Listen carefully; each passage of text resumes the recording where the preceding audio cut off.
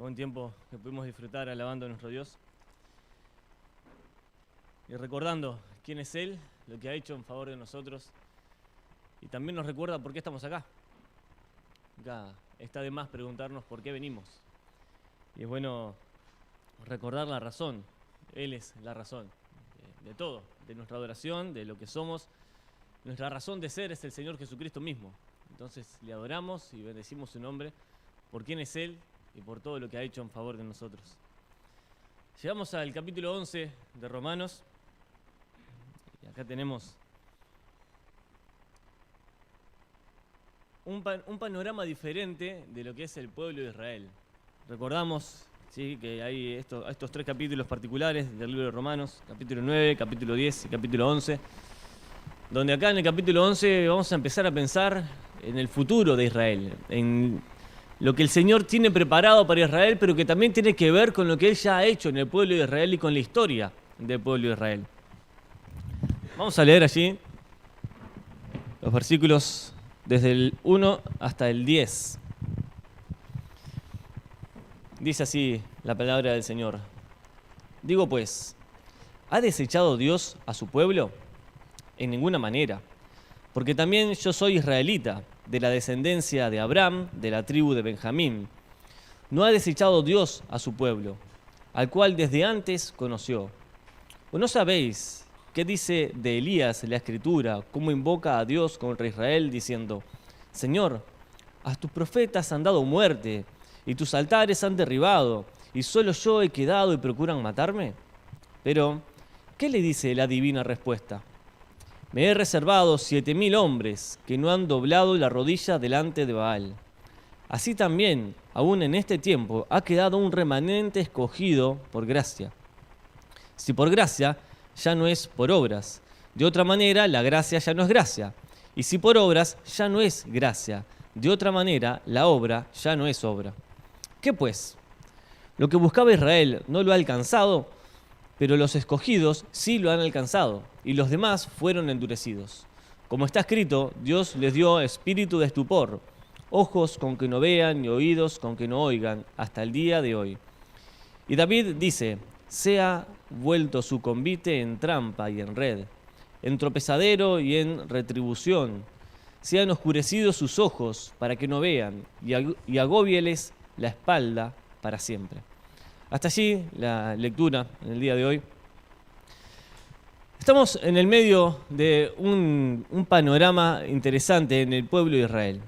Acá tenemos que recordar algunas cosas que el apóstol Pablo está escribiendo, que para los receptores de la carta eran conocidas ya, porque la única Biblia que tenían, la única escritura que tenían era el Antiguo Testamento, y tal vez ni siquiera eso tenían ellos, porque la iglesia en Roma era una iglesia joven, donde todavía no había presencia apostólica, no habían apóstoles en la iglesia de Roma que enseñaran o que establecieran las doctrinas fundamentales de la iglesia. Recuerden que la iglesia se estableció en el fundamento de los apóstoles y profetas. Por lo tanto, el Señor fue revelando la Escritura y la verdad a través de los apóstoles y profetas en el primer tiempo, en el primer siglo. La iglesia fue naciendo y el Señor iba dando revelación, iba mostrándose y dando las enseñanzas que la iglesia necesitaba para crecer, para ir creciendo en su fe y madurando en esta fe. Pero empieza a hablar el apóstol Pablo acerca del pueblo de Israel. Y la primera pregunta dice: ¿ha desechado Dios a su pueblo? Y tal vez ni siquiera era necesaria la respuesta, porque toda pregunta retórica que comienza con una negación se responde con una afirmación. ¿Ha desechado Dios a su pueblo Israel? No. Y Pablo lo resalta y lo remarca de manera enfática: en ninguna manera. Porque también yo soy israelita, dice, descendiente de Abraham, de la tribu de Benjamín. Hagamos un poquito de historia. Cuando el Señor creó a Adán y a Eva en el huerto, ¿sí? Ayer justamente le preguntaban a los niños quién es Dios, y un niño respondió: el que creó a todas las personas en su jardín, en su patio, el que creó a todas las personas en su patio. Bueno, por lo menos tiene idea de que el Señor creó un huerto, un jardín allí. Sí, era un poco gracioso escucharlo, pero el Señor creó en un principio la humanidad. Y cuando crea la humanidad tenía un solo propósito, una sola razón. El hombre y la mujer fueron creados para alabanza de Dios, para que le adoraren, para que bendigan su nombre, para que exalten el nombre de Dios. El problema está en que la humanidad desde el primer momento le dio la espalda a Dios y desobedeció. No entendemos del todo por qué el Señor permitió el pecado, pero lo permitió. Sabemos que nuestro Dios es un Dios soberano. Y en su soberanía, Él sabía que el hombre le iba a fallar, que nosotros le íbamos a fallar. Y aún así decidió amarnos y decidió amar a la humanidad más que a cualquier otra creación que Él había hecho.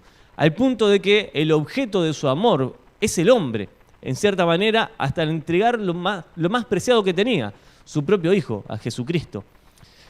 Fueron pasando los años y ahí tenemos la historia de la Torre de Babel. El hombre quiso llegar a hacer un altar tan alto, una ciudad tan grande, que pudieran llegar al cielo, para que ellos puedan ser adorados en lugar de Dios. Y ese es el concepto de la Torre de Babel. Decía, elevemos nuestro corazón hasta el cielo, porque ellos pensaban que en el cielo estaban las deidades y por lo tanto ellos iban a ser adorados en forma de Dios. Y el Señor vez tras vez vio que el pueblo, la humanidad entera, se iba detrás de sus propios deseos y le dejaban de lado. Pero una y otra vez se cumple una promesa. El Señor tenía un remanente fiel. En algunos momentos fue más, en otros momentos fue menos, pero siempre habían personas que amaban al Señor. Recordamos a Caín y Abel, y de los dos hermanos uno fue fiel y el otro no. Y luego con los descendientes de Adán fueron creciendo personas que amaban a Dios y otros que no le amaban a Dios. Hasta que en un momento el Señor decide establecer un pueblo. Decide crear por medio de Abraham, una persona que ni siquiera era del pueblo, porque no existía un pueblo de Israel, no existía tal cosa. Elige a Abraham y ve en Abraham algo especial, algo diferente, un hombre que iba a tener la fe necesaria como para llevar una tarea adelante. Y desde Abraham, él crea un pueblo, el pueblo de Israel, los patriarcas, Abraham, Isaac, Jacob, de Jacob los 12 hijos y de allí las 12 tribus. Y en un principio vemos los errores y los aciertos de los patriarcas. Vemos que empezaron a caminar por la fe y se estableció el pueblo de Dios. Y el resto de las naciones, en la historia de la Biblia se les llama a los gentiles, aquellas personas que no pertenecían al pueblo escogido de Dios. En cuanto a lo que tiene que ver con la elección de un pueblo y la no elección de otro pueblo, hay muchas cosas que se dicen en cuanto a esto.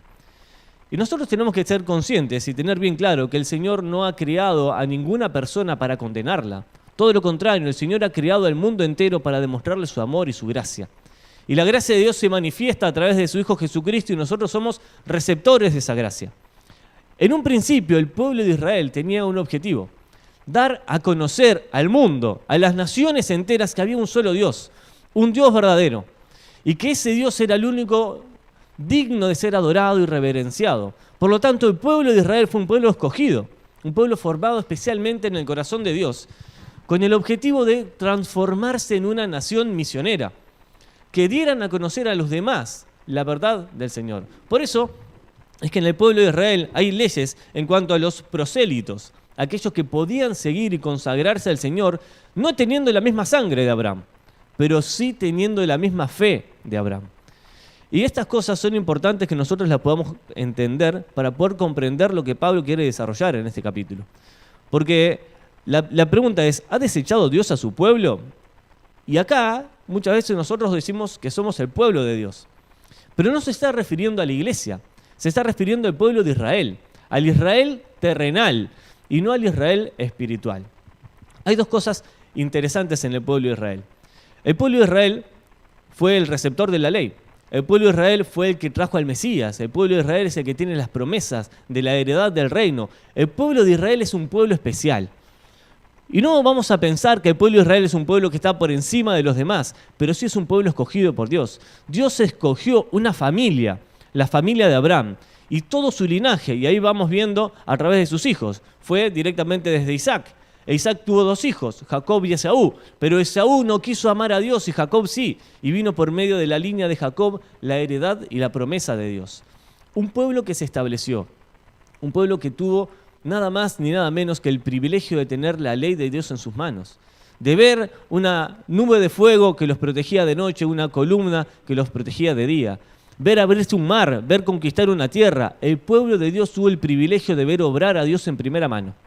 Todo el tiempo, desde su formación hasta que entraron en su voluntad, en esa tierra prometida, y empezaron a disfrutar de las bendiciones del Señor. No solamente de su cuidado y protección, no solamente de las victorias que Él les daba, sino de las bendiciones de la tierra. Muchas personas piensan que la iglesia comenzó en Israel.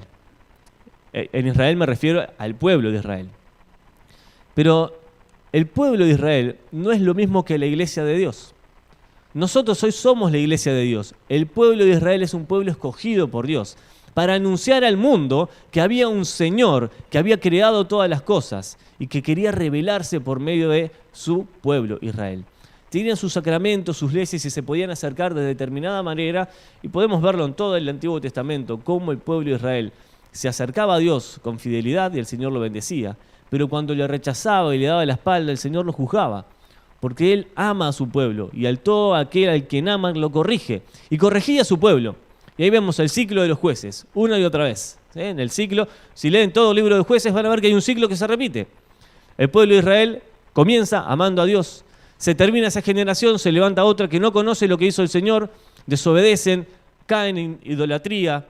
Y en el medio de la idolatría Dios los juzga.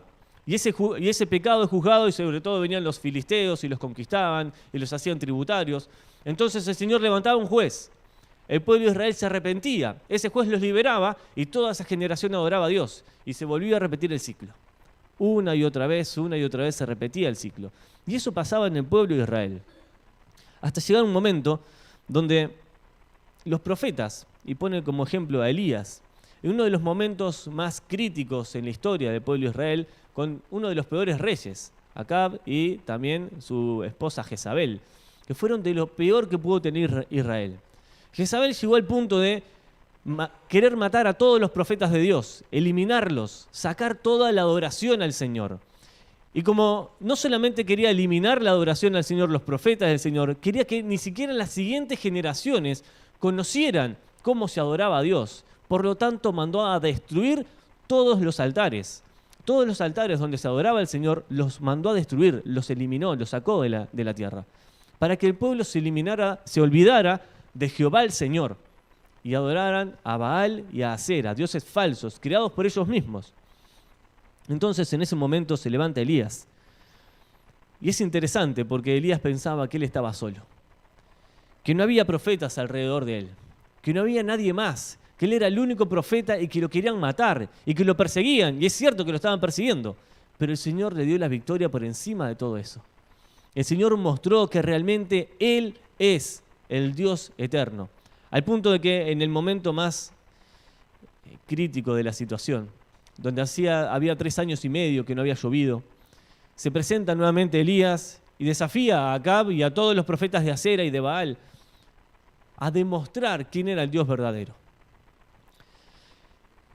Y conocemos esa escena en el Monte Carmelo y le dice, bueno, oren a sus dioses, adoren a sus dioses, y el Dios que responda, ese será Dios de verdad. Y ellos se flagelaban y mutilaban su cuerpo y hacían una cantidad de gritos en el medio de toda la multitud del pueblo y nunca respondieron porque sus dioses eran dioses falsos. Y sin embargo Elías levanta un altar delante de todos los profetas diciendo, esto es lo que ustedes destruyeron, el altar. Y pone un sacrificio sobre el altar. Pero para demostrar que lo que estaba haciendo Dios lo iba a cumplir, llena el altar de agua. Y hace una zanja alrededor y la llena de agua. Y se llena la zanja y estaba todo mojado. Y hace simplemente una oración corta. Y en esa oración le dice a Dios, yo sé que tú eres Dios. Demuéstrale al pueblo que tú eres Señor. Y hace descender fuego del cielo y se consume el altar. Y se consumen las piedras y hasta el polvo de la tierra y no quedó nada. Y fue una gran victoria de Elías en ese momento, sobre los profetas y sobre toda la idolatría que había en ese momento en la tierra de Israel. Y Dios le dio la victoria, pero en el medio de esa victoria luego vino el desánimo del profeta. Se desanimó y Elías salió corriendo y pensó que era el único y que estaba solo. Pero Dios tenía un remanente fiel. Y habla de 7.000 hombres, 7.000 personas, 7.000 profetas que no habían doblado sus rodillas y no habían confesado que Baal era su Dios, que eran fieles a Dios, que no habían sido blasfemos. Y acá tenemos que hacer un paréntesis o por lo menos analizarlo con detenimiento. ¿Se acuerdan la alimentación de los 5.000? Dice que eran 5.000, sin contar mujeres y niños. Y en Marcos y en Mateo los dicen de dos maneras diferentes. En un lugar dice solamente 5.000 hombres y en otro lugar dice 5.000 hombres sin contar mujeres y niños. Por lo tanto, en este pasaje deberíamos pensar lo mismo. Había 7.000 hombres, pero es difícil pensar o considerar la situación donde hubieran solamente hombres fieles a Dios y no hubieran mujeres y tampoco sus hijos. Así que seguramente el remanente fiel de Israel era mucho más que 7.000 personas. Podríamos pensar que serían el doble o más del doble. Pero aún así habían personas que eran fieles a Dios. Y es importante entender que el pueblo de Israel fue un pueblo escogido y que siempre hay un remanente fiel. En el pasado lo hubo, en la época del Señor Jesús también lo hubo. Y en este momento también hay un Israel, pero al que se le llama el Israel espiritual. ¿Cuál es la diferencia entre el Israel terrenal y el Israel espiritual? El Israel terrenal es simplemente aquel que es descendiente de Abraham, que nació en Palestina, que nació en la tierra de Israel y que tiene como ascendencia toda la familia de Abraham. Ese es el Israel terrenal. Cualquiera de los judíos que nosotros conocemos puede decir, yo soy israelita, y es cierto. Pero el Israel espiritual es aquel Israel, aquel judío que creyó en el Evangelio, que creyó en el mensaje de salvación, que realmente Jesucristo es el Mesías prometido y creyó en Él como Salvador. Ese es el Israel de Dios, ese es el Israel espiritual. Ese es el remanente fiel que el Señor tiene ahora. Y muchas veces se sacan muchas conclusiones de este pasaje diciendo de que todo Israel será salvo, como que todos los israelitas, simplemente por ser israelitas, tendrán fe. Pero está hablando específicamente del Israel celestial, del Israel espiritual, aquel que crea de verdad en el Señor. Ese es el que será salvo. Todas estas cosas parecen que son lejanas para nosotros. Pero pensemos un poco en el paralelismo que el Señor hace entre la iglesia e Israel. La iglesia es el pueblo de Dios. Hoy en día nosotros somos pueblo de Dios. Y dentro del pueblo de Dios, muchas veces hay personas que se alejan del camino y dejan de honrar a Dios y de adorar a Dios y no dejan de ser parte del pueblo de Dios. Lo que cada uno de nosotros tenemos que pensar y considerar en nuestro corazón es qué es lo que hay en nuestro corazón que nos sostiene, que nos mantiene firmes, que nos acerca al Señor. Esto pensaba un poco ayer de noche. Saben que ayer de noche con los jóvenes salimos a repartir comida y a hablar con gente en la calle. Y hubo una persona que me compungió totalmente, porque empezamos a hablar con cuatro muchachos y cada vez que hablábamos y yo decía un versículo, él me decía la cita del versículo. Y me puse a charlar con él. Y él me dice, yo fui líder de una iglesia durante muchos años. Me dijo el nombre de la iglesia, dónde estaba. Y digo, ¿qué te pasó? Y bueno, me dice, caí. Perdió su familia, sus hijos. Uno de los que estaba allí, al lado con él, me dice, ¿te puedo pedir un favor? Llévenselo, sáquenlo de acá.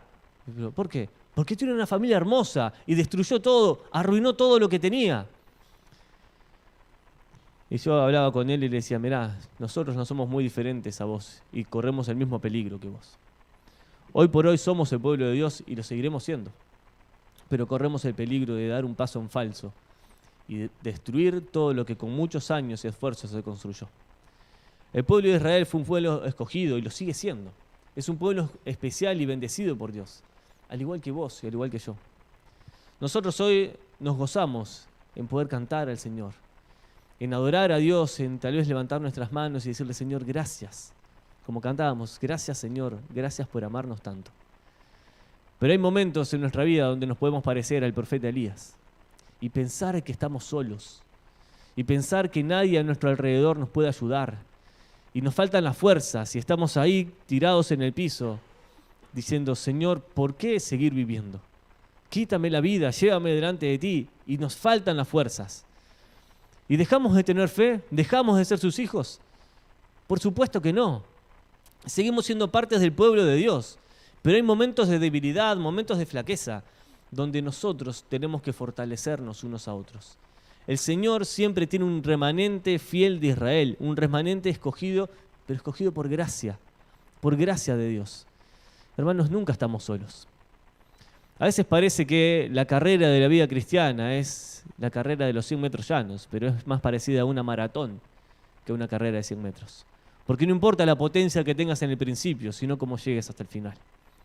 Porque a veces en la carrera de 100 metros vemos que es explosiva, arranca con mucha fuerza y termina en el momento, en menos de 10 segundos. Pero la carrera de la maratón, que son 42 kilómetros, es una carrera que requiere perseverancia, que requiere constancia en nuestra vida, que requiere fidelidad, pero que también requiere entrenamiento. Y sobre todo, saber de que lo mejor está en la meta. Van a haber momentos donde nos duela seguir al Señor. Y tal vez sí. Van a haber momentos en los cuales, como Elías, vamos a decir, Señor, ¿para qué seguir? Y el Señor va a mandar a sus ángeles, como mandó un ángel allí. Lo alimentó, lo fortaleció y le dijo, ve al monte. Y le dijo a dónde. Y fortalecido por el Señor caminó 40 días y 40 noches y llegó a ese lugar. Y yo siempre me quedo con el silbo apacible de Dios. Estamos en un mundo que lo único que quiere es espectáculo. Les encanta y nos encanta el espectáculo. Que hayan luces de colores, que hayan explosiones, que ver a obrar a Dios y que descienda fuego del cielo, como pasó en el monte Carmelo. Pero el Señor se manifestó a Elías en otro monte, de otra manera particular. Porque lo que él necesitaba no era un fuego impetuoso, no era un viento que rompía los árboles, no era un terremoto. Lo que él necesitaba era un silbo apacible y delicado que le diga, yo estoy contigo, yo estoy cerca de ti. ¿Y saben cuál es la gran diferencia entre el Israel de Dios del Antiguo Testamento y la iglesia, el pueblo de Dios en este momento? La diferencia más grande y sustancial de todo esto es que Dios está más cercano ahora que lo que estuvo en ese tiempo. Porque desde el momento del día de Pentecostés, en Hechos capítulo 2, en el cual 120 hermanos estaban reunidos orando y alabando al Señor y descendió el Espíritu Santo sobre ellos y fueron llenos del Espíritu Santo, Dios ahora eligió otro tabernáculo, otro templo. Sos vos, somos nosotros, la iglesia de Dios. Así que si en algún momento te sentís solo, mirá hacia adentro y buscá al Señor en tu vida. Porque Él está cerca, Él está cercano, tan cercano que nunca te ha dejado, nunca te ha desamparado. Muchas veces nosotros perdemos algunas cosas en nuestra vida, ¿verdad? Yo he perdido las llaves, hemos perdido dinero. En alguna oportunidad perdimos seres queridos. Pero lo que nunca vamos a perder es al Señor. Y no porque nosotros lo tengamos a Él, sino porque Él nos tiene a nosotros. Y cuando decimos un ser querido partió de este lugar, tampoco lo perdimos. Porque nadie pierde aquello que sabe dónde está. Entonces estamos con el Señor y estamos del lado del Señor y el Señor nos sostiene. La iglesia hoy necesita estar más tiempo de rodillas y menos tiempo de pie. Porque hay un versículo acá que para mí es clave, ¿no? El versículo 4. Cuando Elías le dice todas estas cosas al Señor, el Señor le responde, dice, ¿cuál fue la respuesta divina? Me he reservado 7.000 hombres que no han doblado la rodilla delante de Baal. Eso significa que no han apostatado de la fe, que no han negado al Señor, no han doblado sus rodillas delante de otros ídolos, pero sí han doblado las rodillas delante del Señor. Hay no es apóstol, era el hermano del Señor, Santiago, el que escribe la carta. A él se le conocía históricamente, ¿no? En la historia paralela, como el hermano rodillas de camello. Y él, en todo tiempo, en su carta, insta una y otra vez a orar y a orar. Y habla de las pruebas en el capítulo 1 y les dicen, si te falta sabiduría para pasar la prueba, pedísela a Dios, orá. Y habla en el capítulo 2 acerca de la diferencia entre una fe genuina y una fe aparente, una fe falsa. Y les dice, ruega al Señor para que tu fe sea firme, orá. Y en el capítulo 3 habla acerca de lo que decimos y no hacemos y del fuego que alimenta la lengua.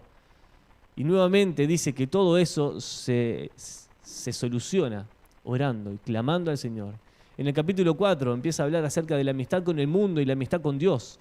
Y vuelve a decir, volvé al Señor. Y en el capítulo 5 nos insta a la paciencia a la paciencia delante del Señor, porque la venida del Señor está cerca. Y termina los últimos versículos que tal vez son de los que más recordamos acerca de la oración. La oración de fe salvará a uno, salvará de muerte un alma. La oración eficaz del justo puede mucho. Y habla acerca de la importancia de la oración. Hermanos, nosotros como pueblo de Dios necesitamos pasar más tiempo orando y menos tiempo haciendo. Y esto es algo que nosotros tenemos que hacer una autoevaluación de nuestros tiempos de oración. ¿Cuántas veces pasamos horas haciendo actividades para el Señor? Y no significa que esté mal, y quiero recalcar esto. Lo mejor que podemos hacer es gastar nuestro tiempo o invertir nuestro tiempo en la obra de Dios, porque tenemos una sola vida y debemos vivirla para el Señor y no para nadie más. Pero ¿cuánto tiempo pasamos orando por la obra del Señor?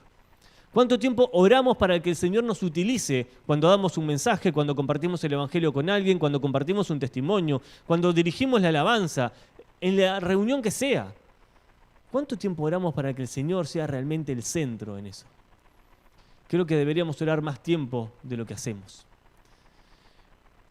Y obviamente que todos decimos, bueno, pero no tengo tiempo para tantas cosas, no tengo tiempo para orar tanto. Yo creo que nosotros nos hacemos tiempo para lo que creemos que realmente es importante. Si realmente consideramos la oración como algo importante, vamos a hacernos tiempo para orar. Si consideramos que dormir 2 horas más es más importante que orar 2 horas, vamos a dormir 2 horas más. Y lo digo porque yo también lo hago así. Duermo más de lo que oro, evidentemente, ¿no? Como todos acá. Pero a lo que voy es a lo que Pablo está resaltando en este momento.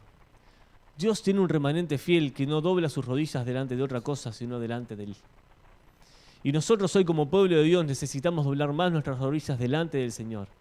Y cuando hablo de doblar nuestras rodillas, tal vez no lo digo directamente en el sentido físico, sino en nuestro sentido espiritual. Muchas veces podemos tener nuestras rodillas dobladas delante del Señor mientras estamos manejando, porque el Señor está presente.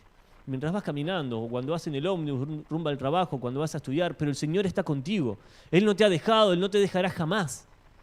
Hermanos, necesitamos acercarnos al Señor. Necesitamos estar cerca de Él y cada vez más cerca del Señor.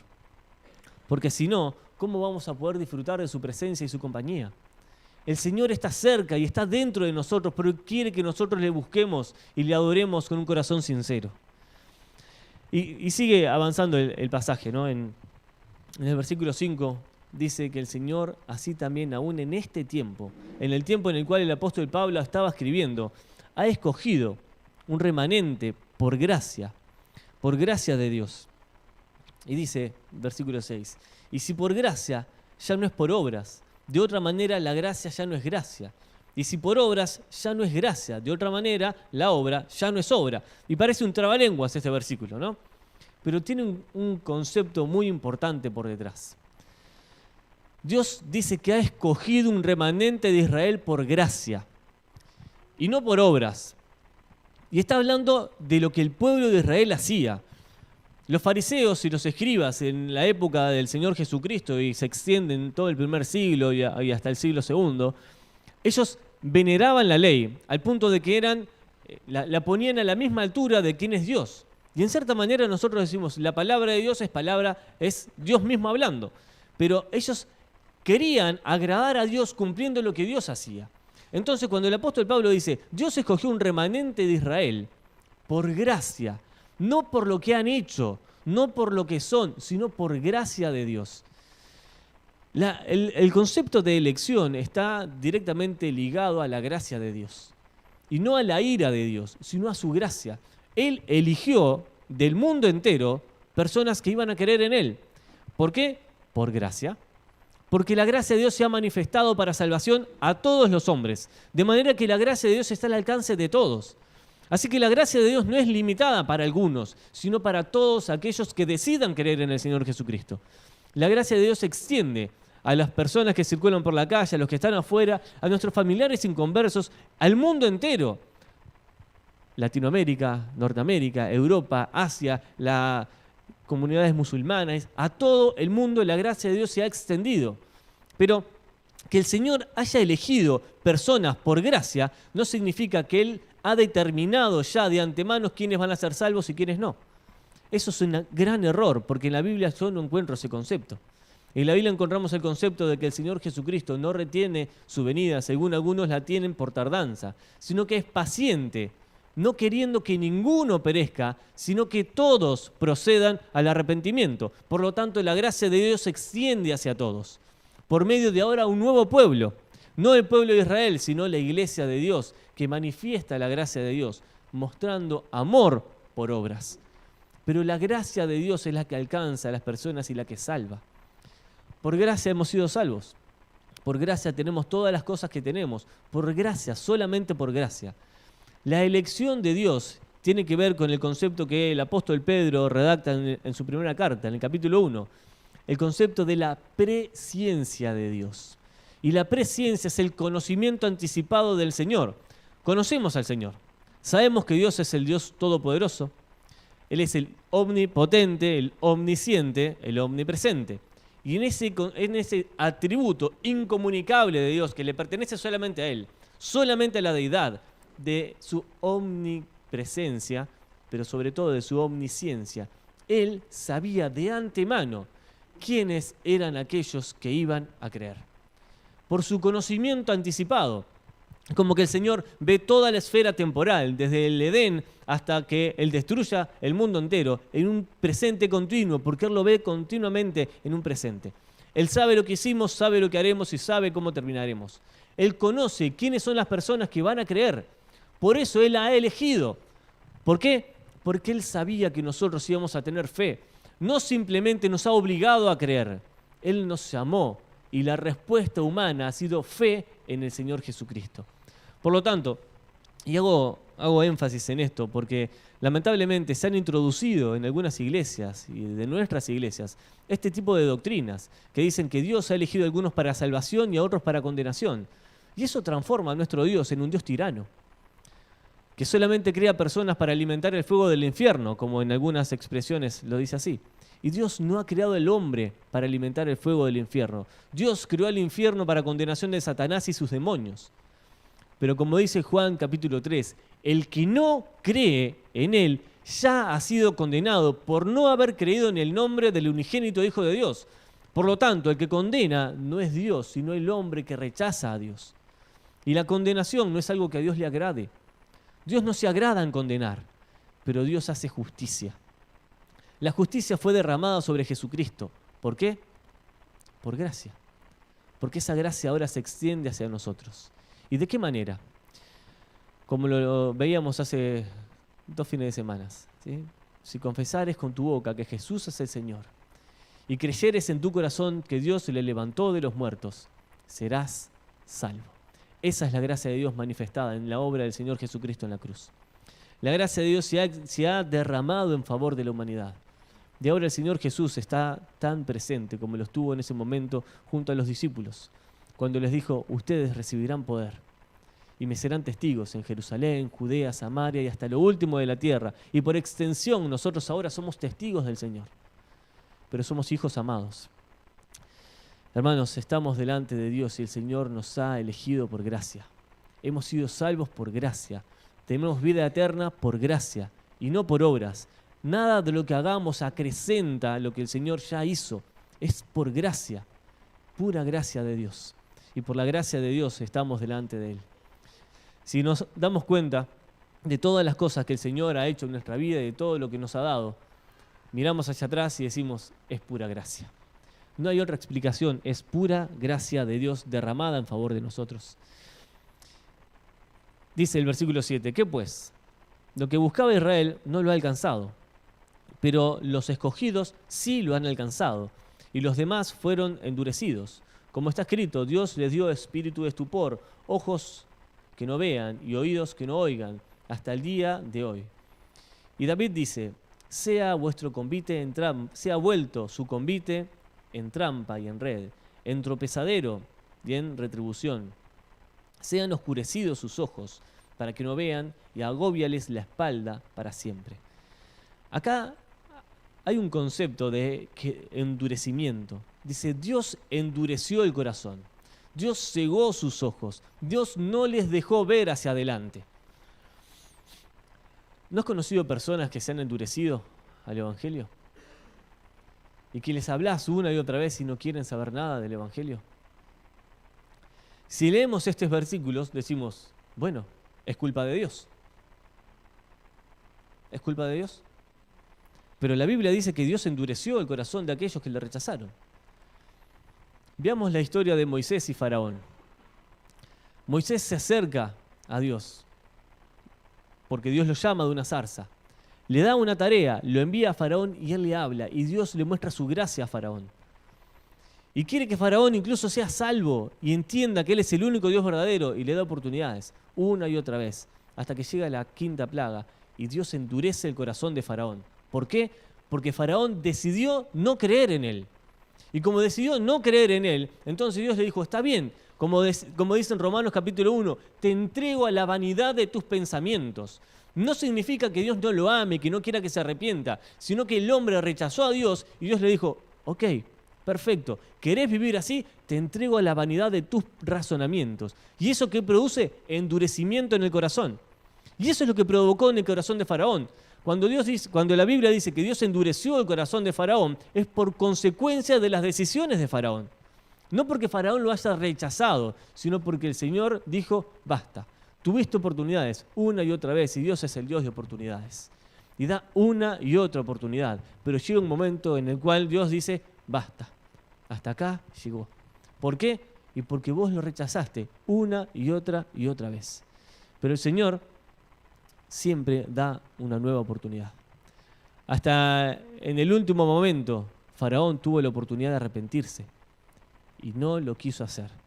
Vio la obra de Dios, vio la columna de fuego en ese lugar, vio el mar abierto, vio a Dios obrando, y aún así su corazón se endureció más y no quiso creer que Dios realmente era el Todopoderoso. Todas estas cosas nos hablan de un Dios que ama, de un Dios que extiende su mano, que extiende sus brazos de amor, un Dios que quiere consolar, un Dios que quiere animar, un Dios que quiere fortalecer su iglesia. Somos unos cuantos hoy, y le doy gracias a Dios por eso. Pero de verdad me pregunto, si todos los que estamos acá somos parte de este pueblo de Dios, si todos los que estamos en este lugar, en este salón, pertenecemos a lo que llamamos la familia de la fe. El Señor hoy está dando una nueva oportunidad para que nos acerquemos a Él. Tal vez, como yo, muchas veces le rechazamos. Muchas veces endurecimos nuestro corazón y le dijimos, Dios, no te necesito. Y ahora el Señor está trabajando poco a poco con tu corazón. Y está golpeando la puerta. Y como un muchacho me decía ayer, yo tengo un corazón de piedra. Y yo le dije, Dios quiere transformar ese corazón y darte uno nuevo. Y tal vez acá hay personas que están endurecidos y que tienen un corazón de piedra. Y Dios quiere romper ese corazón para dar un corazón sensible, un corazón de carne, un corazón tierno. Encontramos en la Biblia que no solamente aquellos que no conocen a Dios endurecen su corazón. Muchas veces los que han conocido el Evangelio también endurecen su corazón. Y nos hemos endurecido varias veces. El mundo entero dice, seguí tus deseos y hacé lo que quieras. Total, el día es hoy. Y el Señor dice que hoy es el día aceptable, hoy es el día de salvación. También el día es hoy. Pero el día es hoy para tomar una decisión diferente. Para acercarte al trono de la gracia y hallar misericordia y gracia para el oportuno socorro. Para enfocarte en el Dios de salvación que tanto amó. Pero que amó hasta lo sumo, hasta entregar a lo más preciado que tenía, a su Hijo amado. Recordar al Padre Celestial en el día del Padre, entregando a su Hijo, ¿no? ¿Has considerado la muestra de amor que el Señor ha dado por nosotros? Y a veces nosotros simplemente nos ponemos egoístas, pensando en que en realidad hay otras cosas más importantes.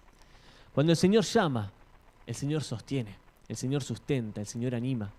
Pero Dios hoy nos está dando la oportunidad, no de endurecer el corazón, sino de entregar el corazón.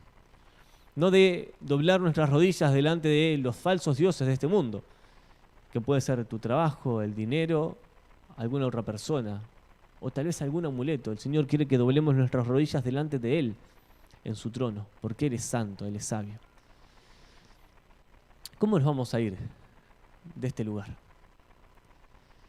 Yo quisiera que nos vayamos un poco más cerca del Señor, con un corazón enternecido, con un corazón sensible, porque el Señor nos haya hablado en la historia de Elías, tal vez, en la elección del pueblo y saber que por gracia estamos delante de Él, o tal vez desafiados a tener una vida de oración comprometida. No sé cómo te vas a ir de este lugar, pero yo quiero irme más cerca del Señor, comprometido a estar cerca de Él y a decirle: Padre, te necesito hoy más que ayer, te necesito de tu presencia, necesito de tu gracia, necesito de tu amor, necesito de tu perdón constante, necesito de tu misericordia, que se derrame sobre mí. Te necesito, Señor, te necesito. Si no salimos de acá pensando que necesitamos al Señor, tal vez vamos a salir más duros que como llegamos. Necesitamos más del Señor. Vamos a orar. Sí, y sería lindo que podamos orar cada uno de nosotros, entregando delante del Señor lo que tengamos que entregar. Tal vez nuestra vida, tal vez nuestro corazón, tal vez alguna área personal que todavía no le hemos dado a Dios, pero entregar lo que necesitas poner delante del Señor, para que Dios transforme nuestro corazón, nuestra vida, nuestra alma, y que Él sea el único amo y Señor de nuestra vida. Nuevamente nos acercamos al trono de la gracia, Padre. Ese trono donde ahora está ocupado porque la tumba está vacía. Gracias, Señor, porque usted está sentado en el trono. Tú eres el Dios eterno y el Rey eterno, que has derramado tu gracia y tu perdón. Hoy venimos a ti, rogándote, Señor, que quebrantes nuestro corazón, que nos muestres que te necesitamos, que necesitamos más de ti, para reverenciar tu nombre, para agradarte en todo. Pero, Señor, sobre todas las cosas, necesitamos más de ti, porque eres lo mejor que nos puede pasar en la vida. Tú eres el Dios eterno que decidió tomar forma de hombre para darnos de su gracia, pero sobre todo para transformar nuestra vida y darnos una nueva vida, una vida eterna. Señor, derrama de tus bendiciones sobre nosotros en esta mañana. Ayúdanos a buscarte con una intención santa, con un corazón santo. Que tu Espíritu Santo pueda obrar en esta mañana sobre nosotros y bendecirnos, guiarnos a ti y hacernos hijos fieles, ¿sí?